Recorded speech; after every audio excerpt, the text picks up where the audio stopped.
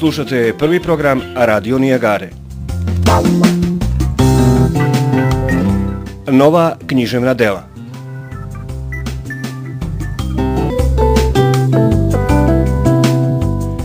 Poštovani slušalci, danas vam predstavljamo darovitu književnicu iz Užica Zoricu Aćimović. Igrom slučaja njen talent otkrili su dvojica poznatih srpskih književnika iz Amerike, Danilo Marić i Ilija Šaula. Uskoro svetlost dana treba da ugleda po mnogočemu interesantna knjiga mlade Užičanke, majke troje dece, kojoj je osnovno zanimanje otpravnik vozova. Književni prvenac, knjigu Okamenjeni trenutak, za štampu je uredio Danilo Marić. Poezija pjesnikinje Zorice Aćimović, naslovljena je Okamenjeni trenutak, je jedna prelijepa knjiga, prelijepih pjesama, ali ja ću vam prilikom reći o jednoj neobičnosti u ovoj knjizi. Neobičnost je u obimu proznih tekstova, razvrstanih u 85 potpuno odvojenih cjelina, koji su razruđeni po pjesničkim obalama. To su pjesme u prozi ili proza u pjesmi. U svakom slučaju očite umjetničke vrijednosti. Mislim da će se o Zorici Aćimovići još čuti.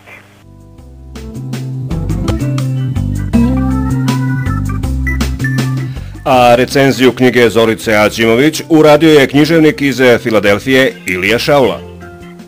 Kroz pjesmu i poetsko pripovjedanje Zorica Aćimović u svojoj prvoj knjizi Okamenjeni trenutak dramatizuje snažnu lirsku ljubavnu priču isprepletenu zanimljivim događajima, bez formalističkih manira i normi. Vrlo uvjerljivo, šekspirovski, prikazuje sudbinu nesretne ljubavi.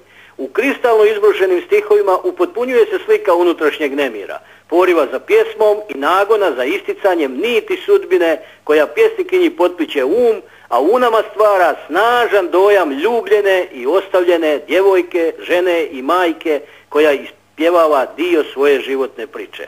Pjesnička artikulacija kod Zorice Aćimović jasno pokazuje opčinjenost poezijom.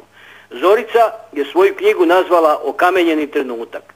To je trenutak koji svi imamo u životu, ali ga ne znamo vjerno prikazati i oslikati umjetničkim vrijednostima kako je to Zorica Aćimović uradila. To je trenutak ukoričenog vremena, kao razglednica na kojoj se oslikava stvarnost zaustavljenog momenta u nekom podneblju i nekom prošlom vremenu.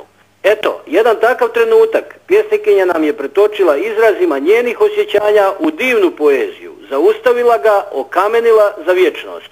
U žiži njene svijesti dominira ljubav i istina, isprepleteni sudbinom. Rješenja koja su zadovoljila funkciju estetskog u poeziji Zorice Aćimović proizašla su, očito je, iz pjesničkog talenta.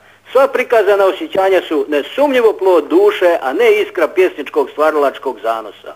Poezija koja dotiče tanana osjećanja čitaoca smatra se najblaženijom i najsenzibilnijom duševnom hranom. Čitajući Aćimovićku, iskreno joj se zahvaljujem na takvim osjećajima. A što o svojoj poeziji i prozi kaže Zorica Aćimović? Poeziju pišem od osnovne škole. Imala sam divnu profesorku književnosti Ljiljanu Žabić koja je još tada vidjela moju sklonost ka lepom izražavanju. Moje pesme je slala na konkurs poezije. 1984. sam dobila drugu nagradu na Limskim večerima poezije. Poezija mi je objavljivana u raznim zbornicima: Gara Visoka iz Indije, Anđeo ime Plamen književne zajednice Jugoslavije. Od skora sam počela da posećujem forume poezije na internetu. Zahvaljujući tvorcu grada, Ilija Šaula je čitao moju poeziju i svojim zalaganjem mi omogućio da odštampam prvu knjigu. Tako sam uz knjigu Okamenjeni trenutak ostvarila i divno prijateljstvo sa Ilijom i Danilom. Vaša prva knjiga uskoro stiže do čitalaca. Kakva su očekivanja? Knjiga Okamenjeni trenutak ima neobičnu formu. Pesme se nadovezuju na lirske prozne zapise, tako da je interesantna i čitaocima koji nisu ljubitelji poezije. Obzirom da su moju knjigu za sad čitali samo moji poznanici, prijatelji, ja dobijam sve pohvale, ali da li je to sad baš tako, vreme će pokazati. Književni planovi Zorice Aćimović. Pa trenutno pripremam knjigu Ljubav u praznom zagrljaju i nadam se da ću nastaviti saradnju sa Ilijom Šaulom i Danilom Marićem u njihovoj umetničkoj radionici. u programu Radio Nijagare predstavili smo književni rad Zorice Aćimović iz Užica.